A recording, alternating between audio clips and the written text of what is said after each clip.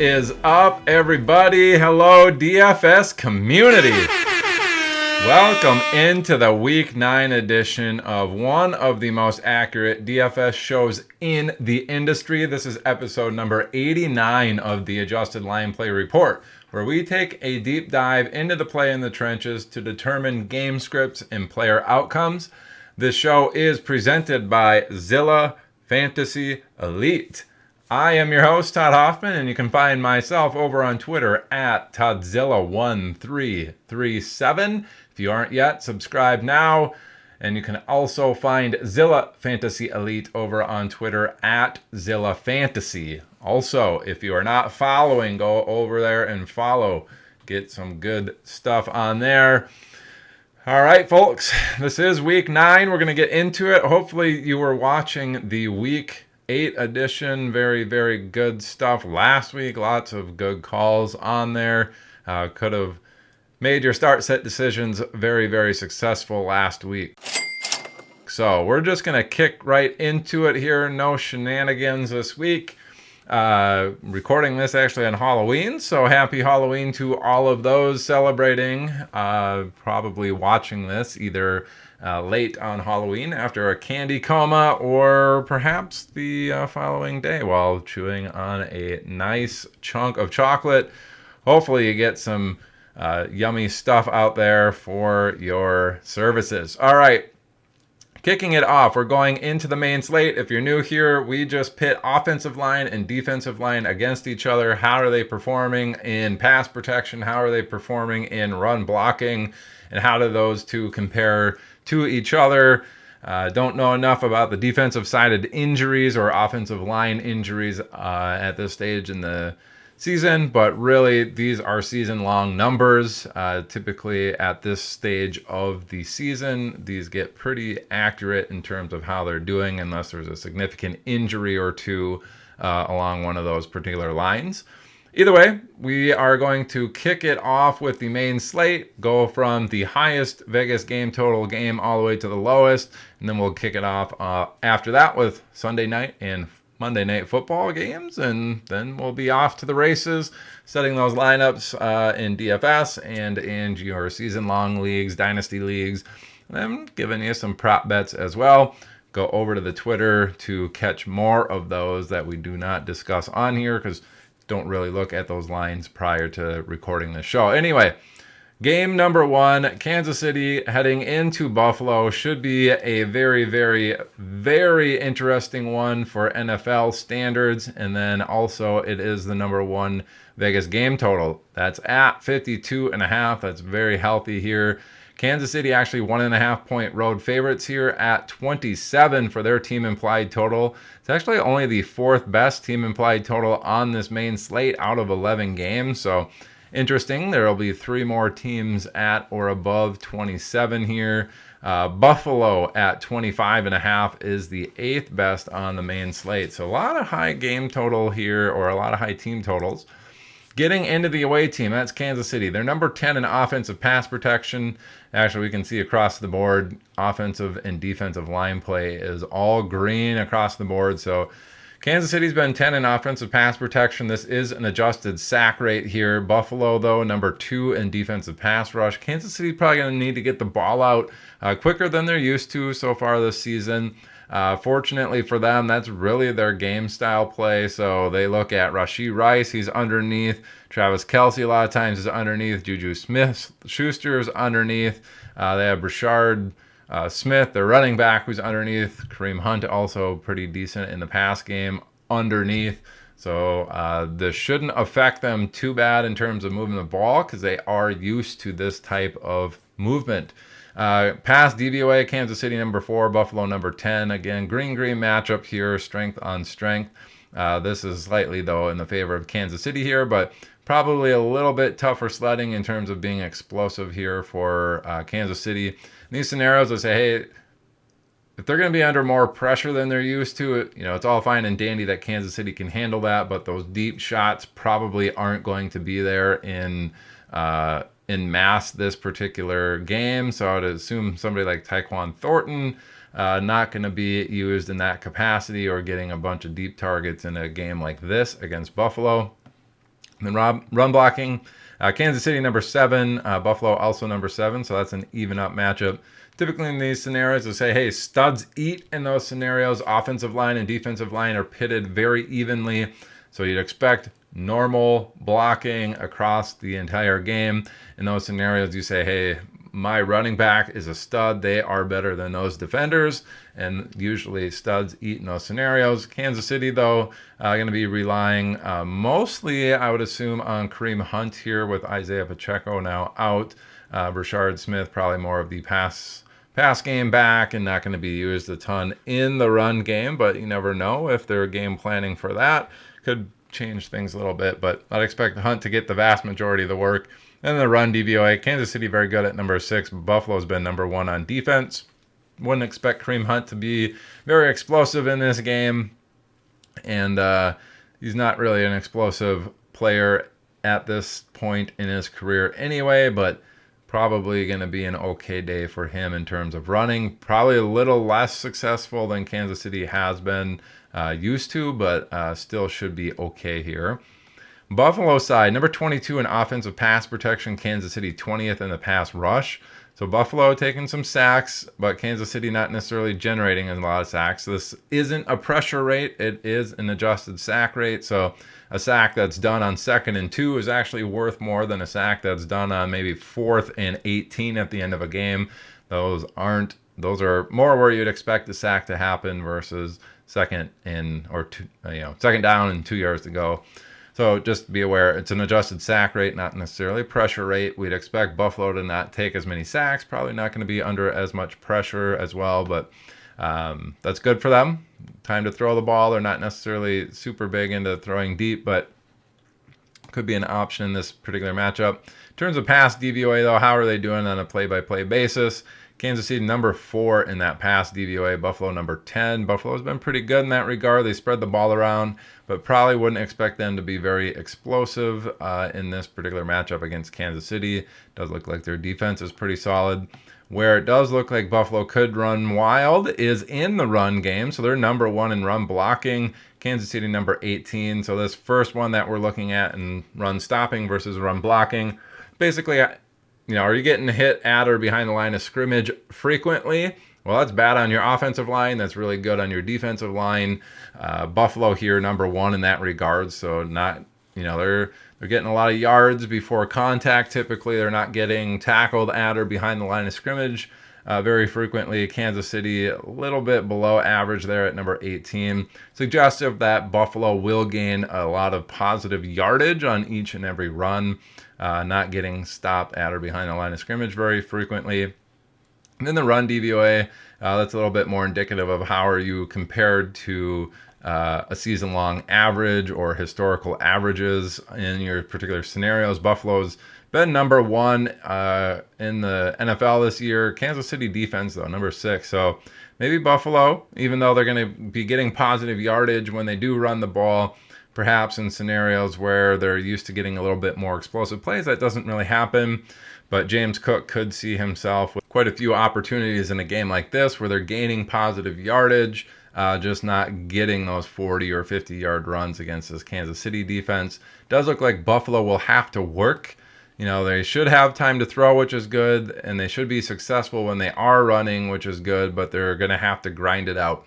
They probably will get into scoring position in most of their drives based off of this, but it is going to be a grind. You're going to have to work to get there. You're not going to have all these explosive plays.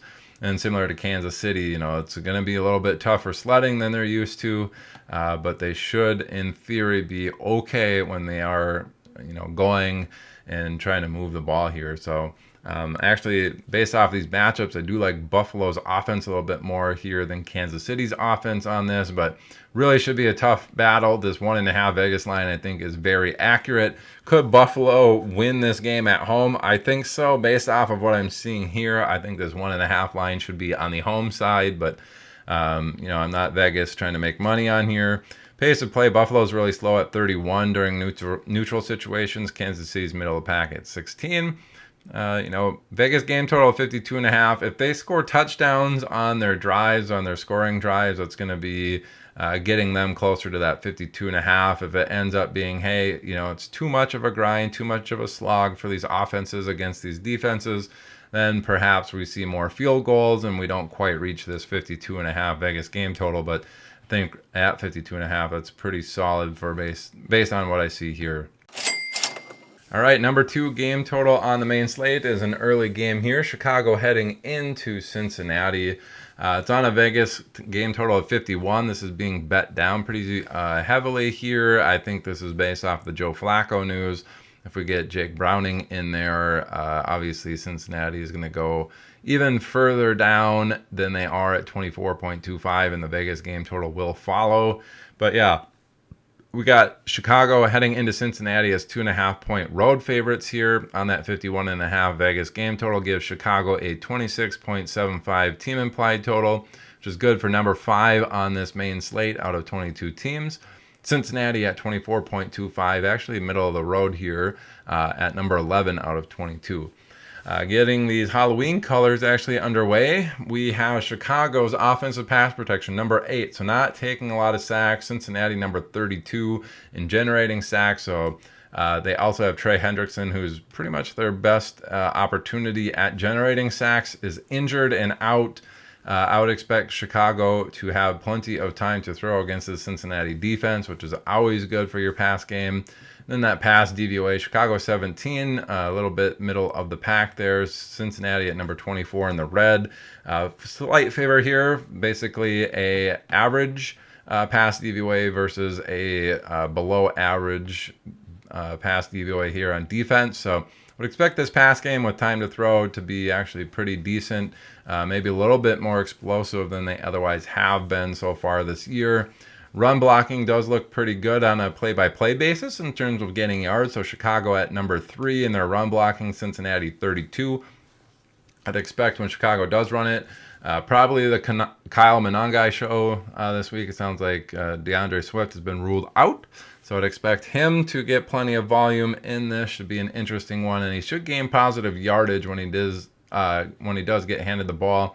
But in terms of run DVOA, Cincinnati surprisingly at number 3, not giving up a ton of really explosive run plays. So they're number 3 actually in run DVOA. Chicago number 14, kind of middle of the pack there in run DVOA. So while they will gain positive yardage, I wouldn't expect a ton of explosive plays here from Chicago's run game. But the overall offensive environment does look pretty good for them to score these 26.75 points. Cincinnati side, obviously, you're going to make a big difference whether or not they have Joe Flacco, Jake Browning in there. But Cincinnati, number 12 in pass protection.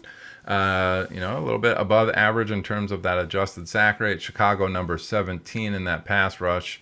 A little bit below middle of the pack, but really close middle of the pack there in terms of the adjusted sack rate. And then the pass DVOA, very similar to the other side of it. Cincinnati 24 in pass DVOA on offense as well as defense, as we can see up there. And Chicago 17 in their defensive pass DVOA and 17th in their pass on the offense. So kind of an interesting one there, but a slight favor here for Chicago's defense, but otherwise not too bad of a matchup here. I would expect if Cincinnati does have time to throw, it's going to be good for their pass catchers regardless. Chicago has been beatable, I think, in that regard to an extent this season. The run game has actually been the big selling point here for offenses to exploit. So Chicago number 28 in run stopping, Cincinnati number 19 in run blocking. When they do hand the ball off, they should be gaining positive yards. That's good for Chase Brown. Run DVOA, Chicago 14, so a little bit above average, but middle of the pack there. Cincinnati actually number 3 in run DVOA, which might be kind of surprising, but if they got Joe Flacco in there and a threat of a pass game, this is certainly one where I'd expect Chase Brown. Positive yardage, he might be popping off a few really chunk gains too based off of what I see here, which Cincinnati top 3 and Chicago more of a middle of the pack defense there against the run. Cincinnati does still play fast, number 3 in neutral situation pace of play. Chicago above average at 13, so keep that in mind. I think Chicago's actually slowed it down since they came out of the bye. They used to be a little bit faster, but I think they've been leaning heavy on the run. They'll probably lean heavy on the run again here just because they'll be gaining positive yardage. They should have time to throw the ball when they are throwing it, though.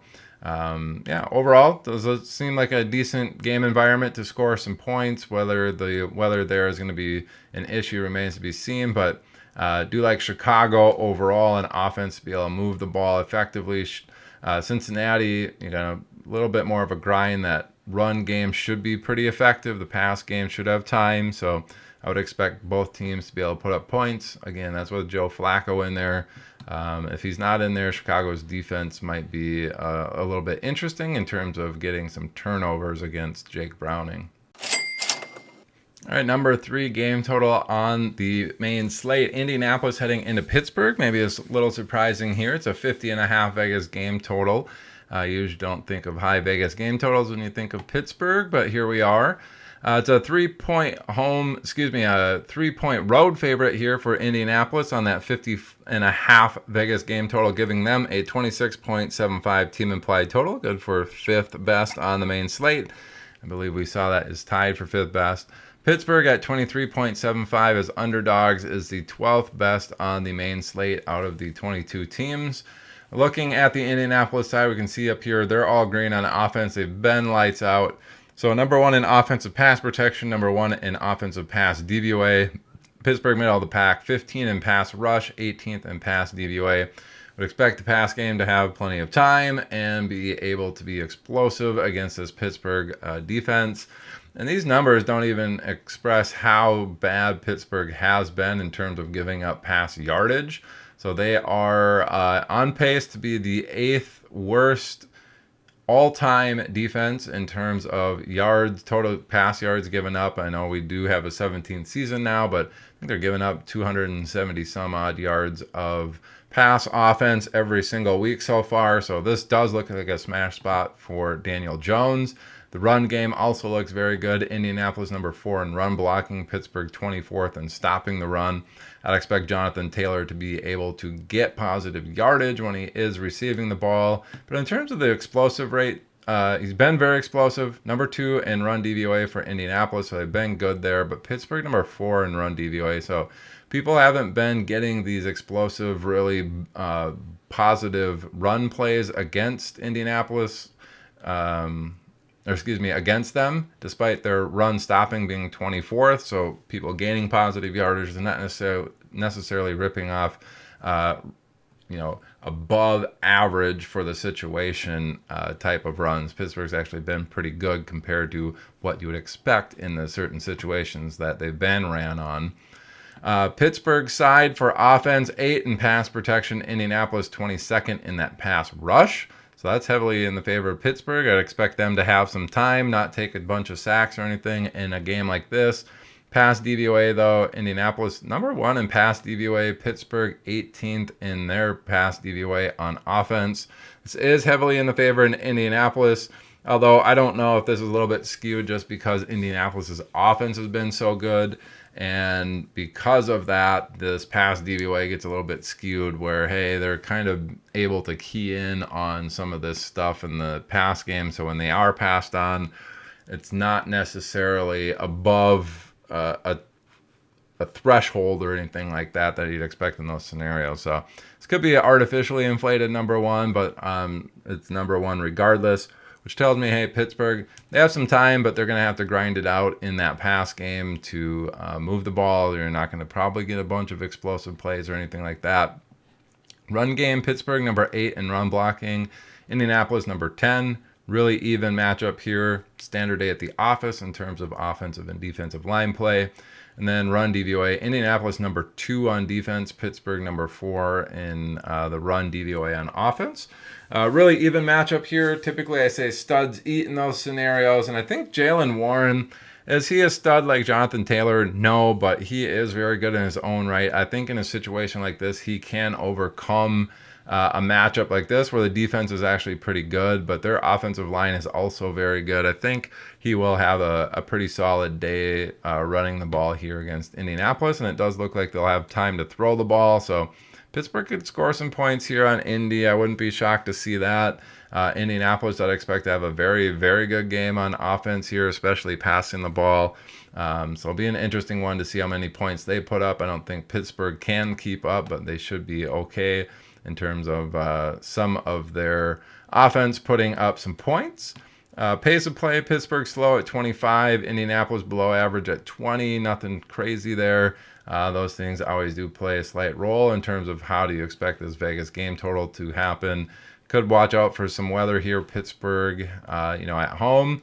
3-point underdogs, which is a little interesting. I did learn a little bit last week in terms of betting stuff. So if you have the away team going to a home team and the environment is different, so we have a dome team going outdoors. We also have a turf team going to Pittsburgh, which I believe is natural grass, which is also more likely to affect the outcome. These Vegas lines get very interesting with how much those types of things affect that. So while it does look like Indy, on paper should do very good, and compared to Pittsburgh, I think this is a pretty solid line. Some of those things do take into effect where, hey, they're going over to Pittsburgh. It's different ground and it's not indoors, so could play an effect in terms of how well this game actually goes. Could maybe be a little bit closer than you'd expect it to be based off of current season results so far. All right, number 4 game total on the main slate is at 48.5. This is actually tied for another game total. So we have 5 games already at 48.5, which is very, very nice.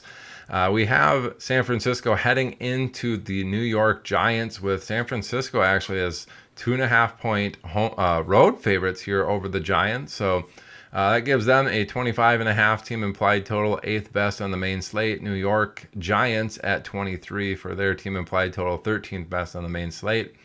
San Francisco offense, number 7 in pass protection. Giants 14th in the pass rush. Slight favor there for San Francisco. Wouldn't expect them to take a bunch of sacks in this.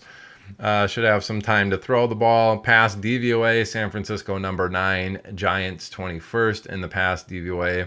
Would expect San Francisco to actually be pretty explosive passing the ball here against the Giants. This does look like a pretty good matchup on paper for their pass game, which is nice to see. 49ers side in run blocking, 22nd. They have not been good in that regard until recently when they got George Kittle. They've been quite a bit better than they were at the beginning of the season when he was out. So number 22 for 49ers. Giants on defense, 26. Slight favor there, but really even matchup for San Francisco. And then run DVOA, San Francisco 24, Giants 20th. Again, really close. Slight favor there for the Giants on defense. But all to say, hey, this is a pretty close matchup. In those scenarios, they say studs eat. Christian McCaffrey does seem like a stud, so I think he can do well in a scenario like this on the ground, combined with San Francisco's offensive pass protection. It does look like they should be pretty good in terms of moving the ball, scoring some points. I think this is a good fantasy output day for these San Francisco 49ers. Just watch out for that. Could be very interesting because I think Christian McCaffrey could get played quite a bit in this, and in tournaments where, hey, maybe if you're getting Mac Jones and some of their pass catchers, I don't think they're going to be very high rostered in those scenarios. So watch out for that. Giant side, number 24 in offensive pass protection. San Francisco 29th in that pass rush. They have not been generating a lot of sacks. This is good. Means Jackson Dart should have plenty of time to throw the ball. Pass DVOA, though, San Francisco number 9 on defense. Giants 21st in their pass DVOA. Big favor here for San Francisco's defense, meaning that I wouldn't expect the Giants to be very explosive when they do pass the ball, despite having some time. I don't think they're going to be, gaining chunk plays down the field against the San Francisco defense. Stopping the run, San Francisco's number 17, Giants 23rd in offensive run blocking. We do have Cam Skattebo out for the season with his ankle injury, unfortunately. So that gives Tyrone Tracy probably a workhorse type role here. Doesn't seem like they want Devin Singletary heavily involved. I would expect more of like a 65-35 type split here amongst those two backs, with Tyrone Tracy getting the bulk of the work. I would expect him to also get involved in the pass game, which is going to be good for his fantasy output. Run DVOA wise, San Francisco 24th, New York Giants 20th, the exact same as we had in the previous scenario, except flip-flops. Yeah, so based on this, nothing too crazy in that run game department. I expect Tyrone Tracy to have an all right game on the ground. If he gets involved in the pass game, he could be quite effective this week in your starting lineups for season-long leagues. Probably not somebody that would be crazy interested in starting in a tournament, especially if he's going to be somewhat popular against the San Francisco team. Both teams do play pretty quick. San Francisco number 6 in neutral situation. Giants number 8 in neutral situation. So a good Vegas game total of 48.5. San Francisco should be able to put up some points. If that's the case, then the Giants have to pass. They should have time to pass the ball. The run game should be pretty effective. I don't hate this 48.5. I'd even be willing to bet an over on that, depending on weather in this, but does look like an interesting one here. Based on this, I don't think the Giants' offensive situation is nearly as good as San Francisco's. I like that 2.5 Vegas line for San Francisco, despite thinking that was kind of flip-flopped coming in to this matchup. But yeah, looks good to me. Vegas, good job. All right, the other game total tied for number 4 on the main slate, NFC North division rivals here. Minnesota heading into Detroit. 2 dome teams here on that 48.5 Vegas game total. We have Detroit with an 8.5 point home favorite. That gives them a 28.5 team implied total. Crazy high there. And what's even more shocking, that's only the 3rd best team implied total on the main slate, which is wild. We haven't seen number 2 or number 1. There might not be a number 2 and a number 1. There might be, 3 teams tied here for 3rd best. No, that can't be. They'd all be number 1. So there should be at least 2 more teams above Detroit's 28.5 here. We haven't gotten to them yet. So we got some high Vegas game totals and some high team totals this week, which was really nice. That 28.5 Vegas game total, as I said, number 3 for Detroit. Minnesota at 20 is the 17th best out of 22 teams. Getting into the Minnesota side, offensive pass protection been really bad this year. Number 32. Quarterbacks taking sacks all over the place. Not fun to watch for their fan base. Detroit, number 4 in that pass rush. That's a red-green matchup. We try to exploit those in our DFS lineups and in our start-sit decisions for our season-long leagues. But really looking like Detroit's defense should be able to put the kibosh on Minnesota. They're probably going to generate quite a few sacks in here. Would not be shocked to see them with 4 or more in a scenario like this. J.J. McCarthy probably under some duress in this matchup, taking some sacks. And a lot of times when I say, hey, when this is the scenario, that quarterback's going to have to get the ball out quickly. It favors, these underneath targets to the tight end, to the running back, any slot receivers that are working heavily underneath. I don't know if there's necessarily any of those in Minnesota's play, but somebody like Josh Oliver probably going to shock you with like, whoa, why did Josh Oliver get 4 or 5 receptions this game? Well, it's because of a game environment like this. Pass DVOA, Minnesota 26 on offense, Detroit 7 on defense, heavily in the favor there. Pass game should stink in Detroit for this Minnesota squad. Run blocking wise, Minnesota number 13, Detroit 25th. In the favor here of Minnesota, expect when they do hand the ball off, they should gain some positive yardage here, but do not expect them to be ripping off any explosive plays. So Minnesota 23rd in run DVOA. We have Detroit number 7. So this is another red-green here in the favor of Detroit's defense. Minnesota probably going to struggle to be putting up any points. Any drives that get within scoring range is going to probably lead to a bunch of field goals at best. So this 20-point team implied total for Minnesota I think is probably pretty high. Based off of what I see here, I wouldn't be shocked to see them end up with 12 points on 4 field goals or 9 points on 3 field goals, and they don't score a single touchdown in here. People are going to be calling for J.J. McCarthy's head, but this really does look like a bad spot for him against a really good Detroit defense. Detroit offense, 12th in pass protection. Minnesota 3rd in the defensive pass rush. I expect Detroit maybe to be a little under duress in this, maybe getting a few sacks here. Pass DVOA wise, though, flip flop. Minnesota in the red at 26, Detroit in the green at 7. Despite maybe needing to get the ball out a little bit quicker, I'd expect Detroit's pass game to be quite explosive when they are throwing the ball, very effective. Amon-Ra St. Brown maybe gaining 16, 17 yards per reception in a game like this versus, 11 or 12 against a better defense. So would expect Minnesota to get gashed on the pass game based off of what I'm seeing here, despite maybe putting some pressure on Goff. And then the run game, Minnesota number 8 in stopping the run. That's pretty good. Detroit middle of the pack at 15. You might see some at or behind the line of scrimmage runs here for Detroit where Minnesota's stuffing them, but does look like they should also have some explosive plays. So Detroit number 7 in run DVOA, Minnesota 23rd in run DVOA.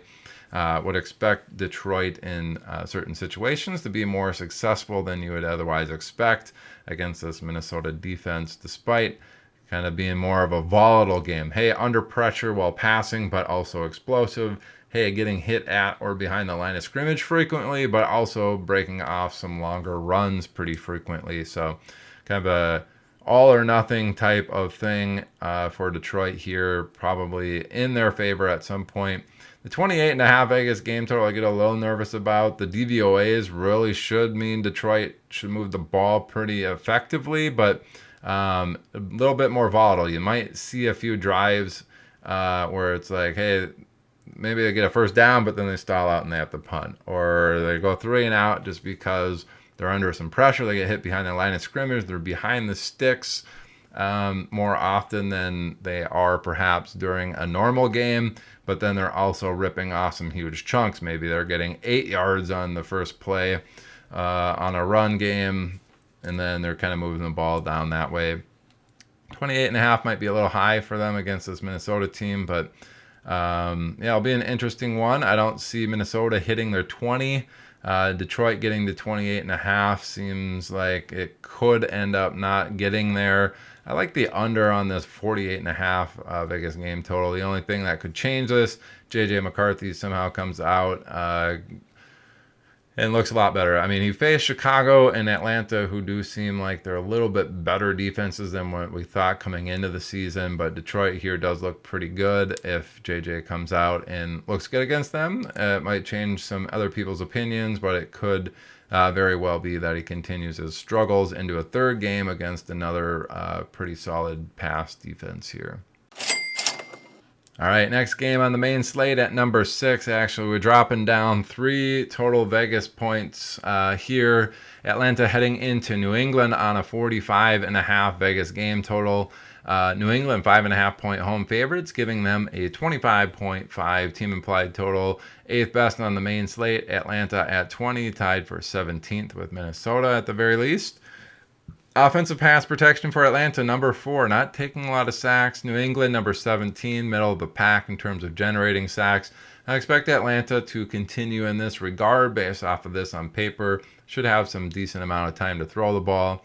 Pass DVOA, another story though. Atlanta 20th, a little bit below average there. New England top 3 at number 3 in defensive pass DVOA, so not giving up a lot of crazy big plays or touchdowns or anything like that on their pass plays that they're playing on defense. So Atlanta, while they might have some time to throw, probably not going to be super explosive in getting a ton of touchdowns or anything like that. Run game wise, Atlanta really bad, number 27 in run blocking. New England number 4 in stopping the run. I'd expect Bijan Robinson to have a little bit of a rough patch here. He's probably going to get hit at or behind the line of scrimmage frequently in this against his New England defense. And then Atlanta 21st in run blocking, a little bit below average. New England, though, very bad at 31, so giving up a lot of explosive plays in the run game. I'd expect Bijan, like I said, it's going to be very bad getting hit at or behind the line of scrimmage frequently in this, but he could rip off a few more bigger runs than you'd otherwise expect to see from this Atlanta squad. Probably a little bit more of a volatile day for him. Hopefully he gets involved in that pass game if he's in your starting lineups, but I don't see necessarily a ceiling game for him in this unless he's popping off a big play in the pass game, which also doesn't look likely in this matchup. But interesting one here for Atlanta. I don't really dig this. with time to throw and not being explosive. Maybe they're leaning a little bit more on Pitts in London underneath and across the middle, but nothing too deep to anybody like Mooney in a game like this. New England side, 29th in offensive pass protection. Atlanta been very good, number 9 in the pass rush. I expect them to be able to get after Drake May and get some sacks. Drake May have been taking some sacks. They're obviously at 29, so an interesting one there. Could be an interesting defense to play. If you don't think New England's going to score a bunch of points, it could pile up, 4, 5, 6 sacks here to gain those points. Pass DVOA wise, though, New England top 3 at number 3, Atlanta 20th. Huge favor here for New England, despite not maybe having time to throw the ball. They should still be very effective throwing. This was actually the case last week, too, where it's like, hey, Drake May might take a lot of sacks, but he might take off running a lot more. I think he had 50 yards rushing last week. This could be another scenario where he's going to be scrambling more, but also still pretty effective throwing the ball against this Atlanta defense. It does look like an interesting one. I know Atlanta, they have not given up a lot of yards to the quarterback position so far this season. It'll be interesting to see what happens here. I think Atlanta was actually pretty good last week. Going into last week, but then they gave up 4 touchdown passes to Tua, so now their pass DVOA down at number 20, probably getting affected by that one game, but still I think Tua, best game so far against this Atlanta defense with the 4 touchdowns and actually best in yardage, but he only had like 208 or 203 total passing yards. They've really been stifling the yardage from their opposing quarterbacks. Now, stopping the run's a different story. Atlanta 31st in run stopping. New England middle of the pack at 14. I'd expect New England to be able to gain positive yardage here. Sounds like we got some injuries. Gibson's out for the season. And now we do have Ramondre Stevenson out with, I think, turf toe. Should be the Travion Henderson show this week. For whatever reason, it seems like he's in the doghouse. So I wouldn't be shocked to see him split like a 50-50 cut with whoever the heck is behind him on the theoretical depth chart there, but they should be effective when they get the ball. They should be gaining positive yardage.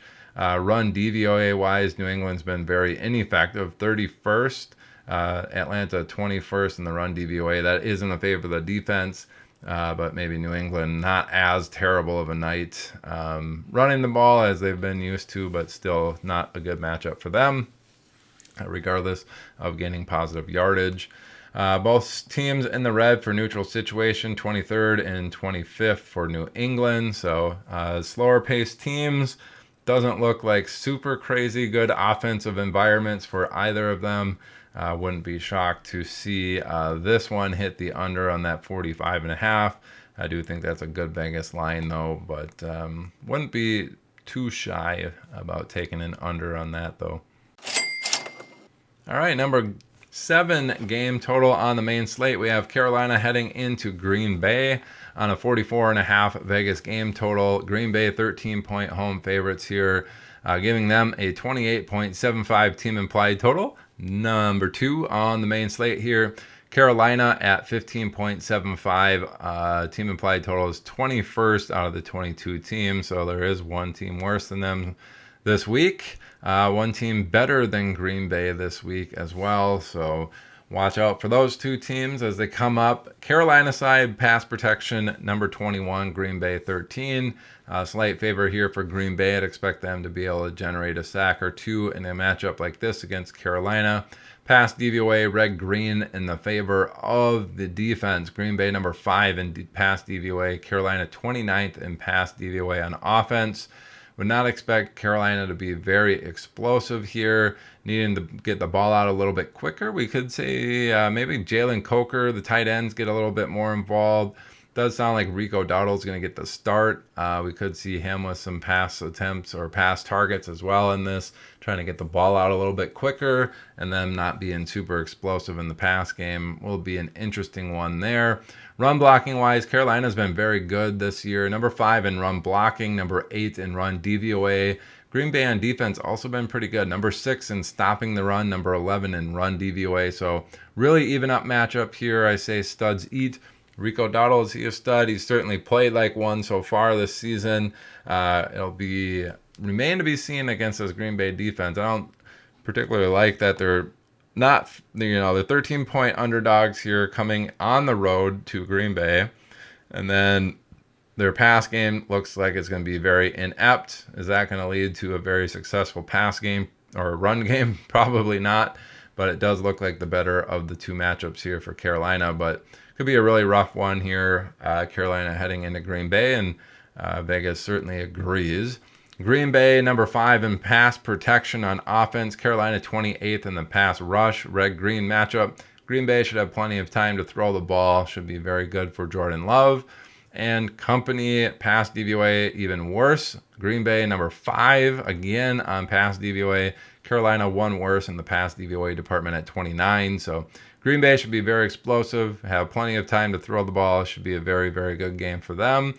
Maybe one where the wide receivers get a little bit more involved and the tight end could be one of those Tucker Kraft games where he's maybe only getting a couple of points, 4 receptions, 30 yards, something like that, where the receivers are the ones getting heavily involved in a matchup like this. So be careful there. It could be a Christian Watson blow-up game. Never know. That could be your dart throw of the week is Christian Watson. With some time to throw and being very explosive, I wouldn't be shocked to see him come out and blaze in a game like this.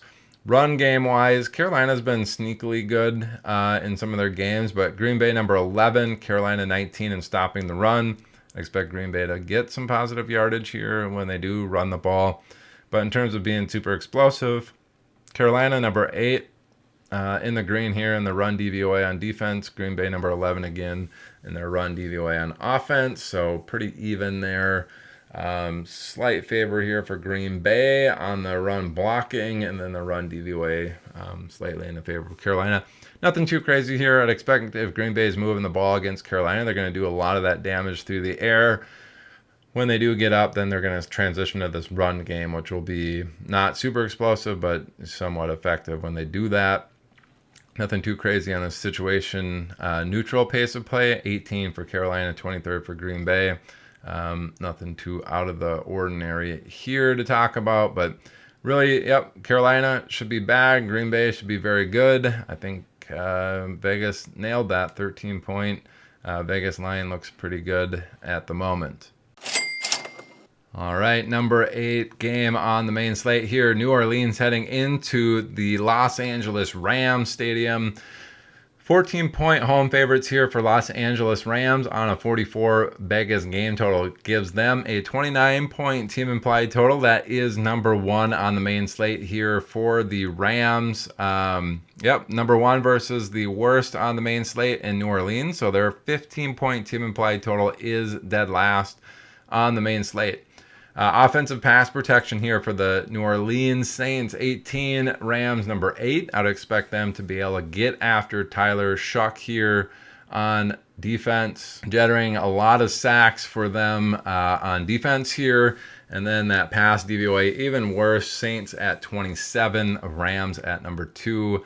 I would expect Tyler Shuck to have a absolute miserable time in this environment. He was very bad in the preseason, holding onto the ball, taking a lot of sacks. It does not look like a very good first start for him against this Los Angeles Rams team. Hopefully he's a little bit better than he was in the preseason and has learned from that, but really not looking like a good first start for him in his NFL career against this Rams defense. The Rams, number 16 in run stopping. Saints, 25th in run blocking. Favor there for the Rams. I expect them to be able to get some behind the line of scrimmage work here on the run blocking side.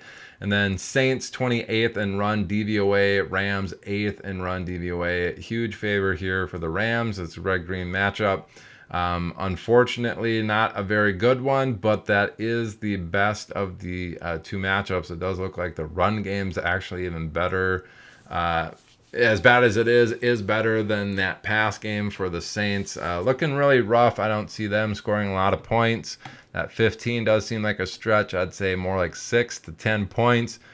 Give them 2 field goals, give them a field goal or a touchdown, something like that. I think that's about all New Orleans is going to get. Rams side, number 12 in pass protection. Saints, 21st in pass rush. Slight favor here for the Rams. Expect them to have a decent amount of time to throw. Pass DVOA, Saints 26th in defensive pass DVOA, Rams number 6 in the pass DVOA on offense. Heavily in the favor of the Rams. I expect them to be very explosive passing the ball, and then running the ball even better. Number 2 in run blocking for Rams, number 27 in stopping the run for the Saints. I expect the Rams to gain a lot of positive yardage here. And then in terms of the big plays, Rams number 5 in run DVOA, Saints number 13. So they've been preventing the bigger plays and touchdowns, but it does look like in the favor here of the Rams in the run game as well. I expect the Rams to be able to put up a ton of points against the Saints, especially if that defense is turning the ball over frequently, getting a lot of sacks, potentially scoring on defense against Tyler Shuck. I think the Rams are going to put up a lot of points. This 29 in team implied total, probably a little low. I'd be willing to bet that the Rams cover this 14-point line pretty easily. Both teams do play fast, number 1 and number 2 in the league in neutral situations. So New Orleans going to be probably in situations to throw the ball a ton. Shuck, not very good in that. I'd expect a lot of defensive points here for the Rams. If you got them, start them this week. All right, we got 2 games tied for the 9th best on the main slate, and then one that is the worst. So 43.5 Vegas game total here is tied for 9th, as I mentioned. Chargers heading into Tennessee. The Chargers actually 9.5-point road favorites here, giving them a 26.5 team implied total, 7th best on the main slate.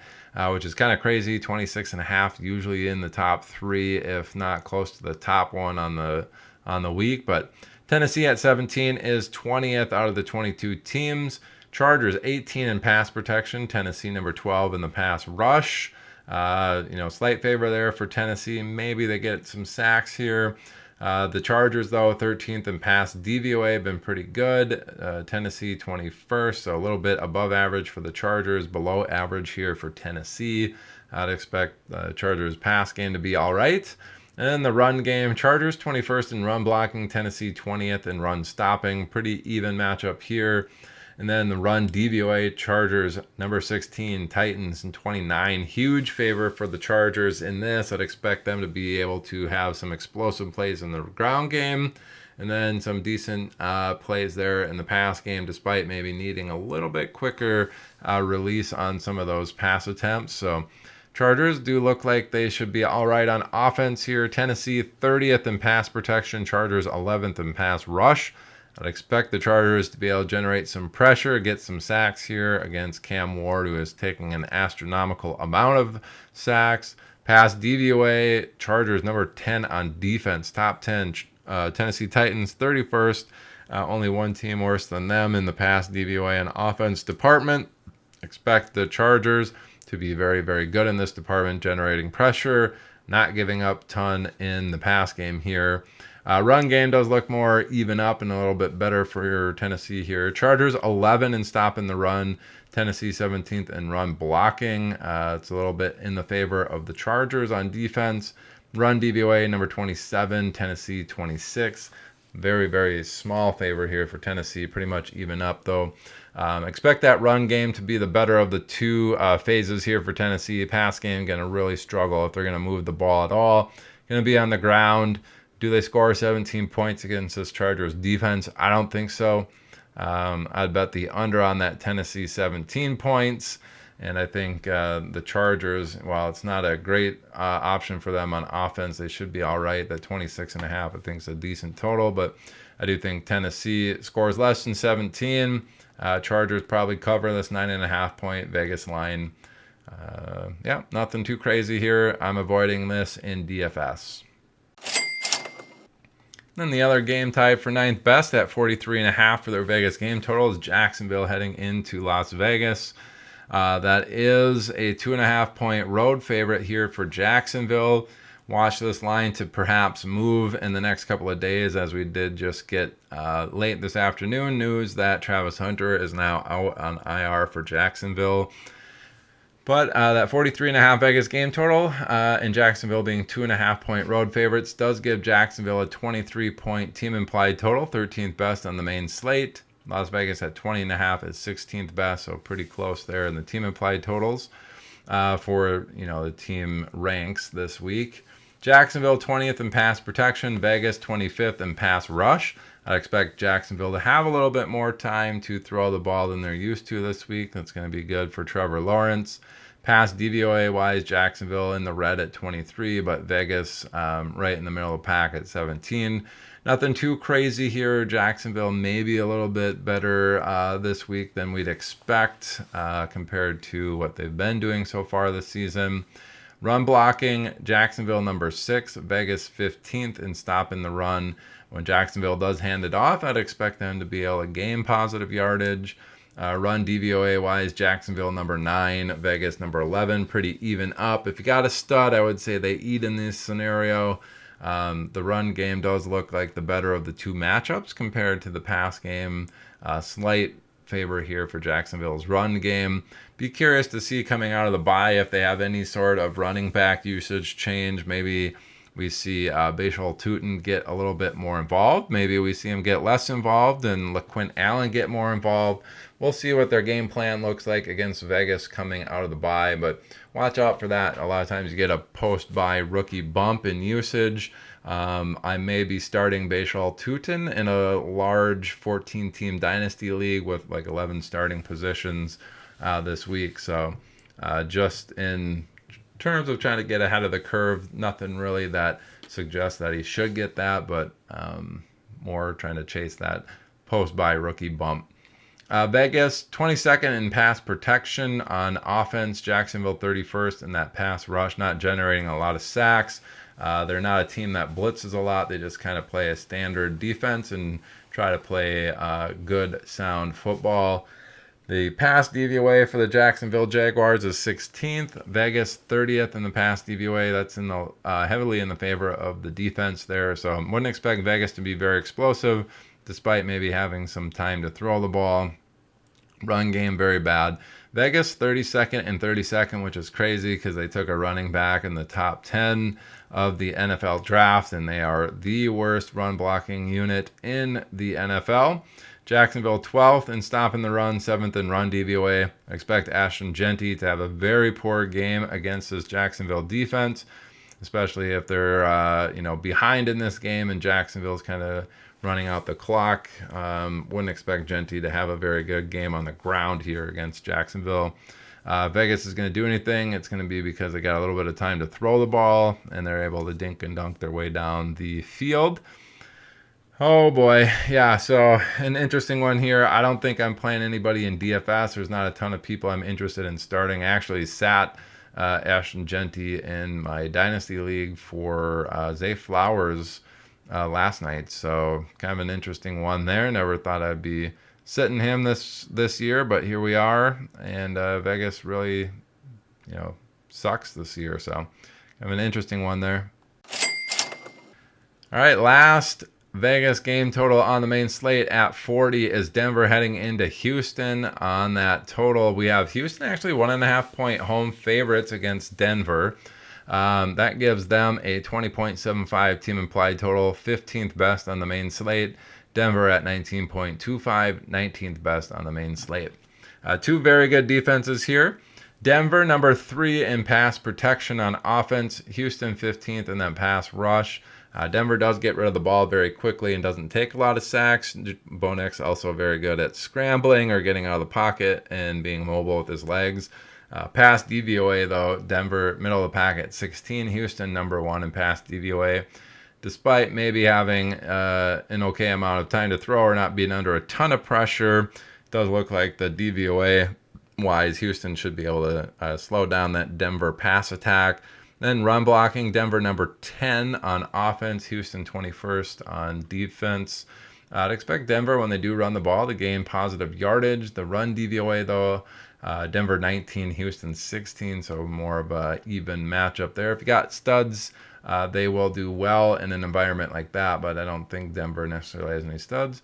Dobbins and RJ Harvey there are, I think, pretty good running backs, but in a situation like this, they'll gain positive yardage. I just wouldn't expect anything too crazy in terms of them getting tons and tons of extended runs. It could just be chunk of 8, chunk of 3, chunk of 4, chunk of 3, 5, 7, 1, 3, something like that.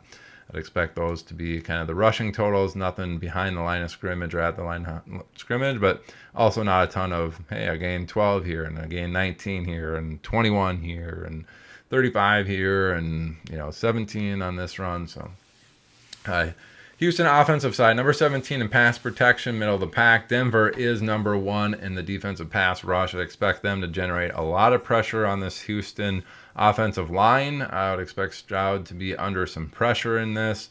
Pass DVOA wise, Denver number 6, Houston 19 in pass DVOA. Heavily in the favor here of Denver. I'd expect them to be under duress and needing to get the ball out quick and not being very explosive in a game like this. Nico Collins, it does sound like he's going to play this week, I believe. So that's good for Houston's offense. But yeah, not looking like a very good pass attack week for CJ Stroud and company. Run game, also very bad. Houston 20th in run blocking, Denver number 5 in stopping the run. And then run DVOA, Houston number 25, Denver number 3. Really does look like Houston's going to struggle to score some points here. The Denver offensive side, while pass DVOA wise, kind of not great. I do think they can make it work. Bo Nix can get out of the pocket if people are covered, and they can make that work. Denver does. They're going to be out Patrick Surtain, so that defense could be a little bit different. But based off of this, I think Denver's run game looks like the best of the 4 environments here. I think Denver actually comes into Houston and wins this. I'm going to go ahead. We'll put the purge siren in there. I think Denver goes into Houston, pulls this one out. Houston really looks like it's going to be struggling. If they put up 21 points in this, I would be shocked. They are slow. They're 31st in offensive neutral situation. So I'm really a big fan of Houston under this 20.75 team implied total this week. And probably this game in general to hit the under. I don't think either of these teams scores much above 20, if at all. So 40 Vegas game total. I know it's been bet up actually since the beginning of the week. I think I would be okay betting the under. All right, and that does it for the main slate. So now let's get into Sunday Night Football Island game. We have Seattle heading into Washington as 3-point road favorites on a 48 Vegas game total. So when I'm playing island games, this 48 Vegas game total tells me, hey, that's pretty high. I'm probably going to have all offensive players in my optimal lineup. And depending on what things look like, is that a 3-3 split, a 4-2 split, a 5-1 player split between the teams? Remains to be seen. But Seattle side, pass protection number 6, Washington number 5 in pass rush. So generating a lot of pressure. I'd expect Darnold to be under some pressure here. That could mean some trouble for him. I know he struggled at times with that. I don't know how he's doing in Seattle this year in terms of pressure, but he hasn't been taking a lot of sacks so far. Pass DVOA, Seattle number 2, Washington below average there at number 19. So I'd expect them, despite being under some pressure, to be pretty explosive when they do pass the ball. I'd expect them to be pretty successful there, but just having to get the ball out quicker. Run blocking wise, Seattle been pretty poor, number 26 and number 22 in the run categories. Washington number 9 in stopping the run, 19 in run DVOA, so they're ahead of the pack. On defense here, really heavily in the run stopping area, so I'd expect a lot of at or behind the line of scrimmage runs here from Seattle's team, and then not a lot of explosive plays. So the run game looks poor. Pass game does need to get the ball out quick, but it should be explosive. That's probably how Seattle's going to end up moving the ball. So probably a big Sam Darnold week here and a big Jackson Smith and Jigba type week here for Seattle. Will other people get along in the ride? I certainly think they could, but I would not be shocked to see Jackson Smith and Jigba in an environment like this where the run game's struggling, pass game looks like it's going to have to do all the heavy lifting. I wouldn't be shocked to see him go over 150 yards, have at least 1 touchdown, if not 2. When you get into that environment, you're starting to look, hey, that guy's probably should be in my captain spot in these island game matchups. Washington, number 26 in offensive pass protection, taking a lot of sacks. Seattle, number 9 in the pass rush, generating a lot of sacks. So it does look like they should get some sacks in this game.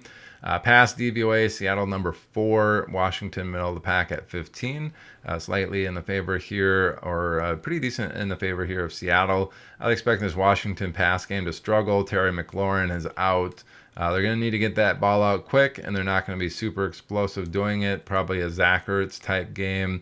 Deebo Samuel back. He could get pretty heavily involved in a scenario like that as well. Run stopping, Seattle number 2 across the board. Washington middle of the pack at 16 and 15. Really looking like Washington going to struggle on offense in this game environment. Ja'Cory Krosky-Merritt, if they're down, probably not the guy that you want in your starting lineups. He's burned people the last 3 weeks.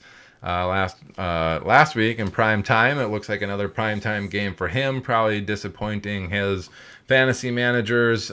Maybe it's something where if you're in Dynasty, you could go out and make a trade for him on the cheap.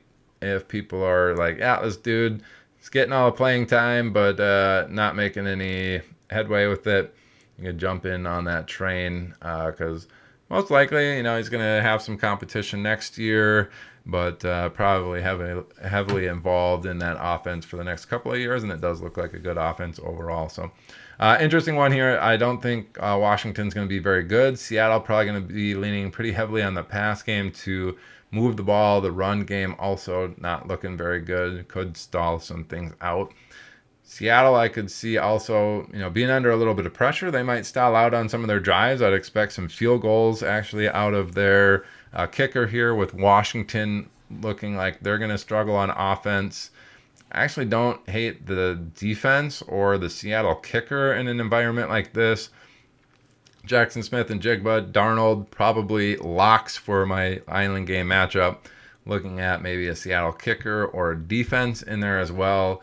Get a single player from Washington. Most likely, when that's the scenario, I'll try to go for the quarterback, unless there's a very obvious funnel on the offense that's going to get most of the work. But I don't see that necessarily happening. So might be a Jaden Daniels.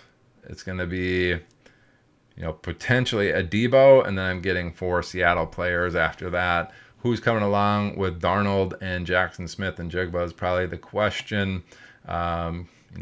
Horton, somebody like that, would be very, very interested in that aspect of 4-2 or 5-1 Seattle-Washington split for this Island game matchup. All right, final game on the main slate. Final game on the Week 9 slate. Arizona heading into Dallas on Monday Night Football. Very robust 53.5 Vegas game total. Getting this high, you're going to want all offensive players on your optimal lineup most likely. So 3-point home favorites here for Dallas gives them a 28.25 team implied total. Arizona at 25.25 for their team implied total. Does sound like Kyler's back for them. Pass protection wise, Arizona's been bad. 28th in pass protection, but fortunately for them, Dallas has no pass rush. They're 30th in that category. I'd expect Arizona to have more time than they're used to in an environment like this, which is always good for the pass game. Pass DVOA, Arizona 22nd, Dallas 30th, in the favor there for Arizona slightly. But I'd expect Arizona more time than they're used to. They should be more explosive than they otherwise have been so far this season. With Kyler coming back, I think there's a good spot for him. Run game, Arizona 30th and 29th. They have been really poor in that run game, but Dallas, fortunately for them, 23rd and 28th, also all in the red.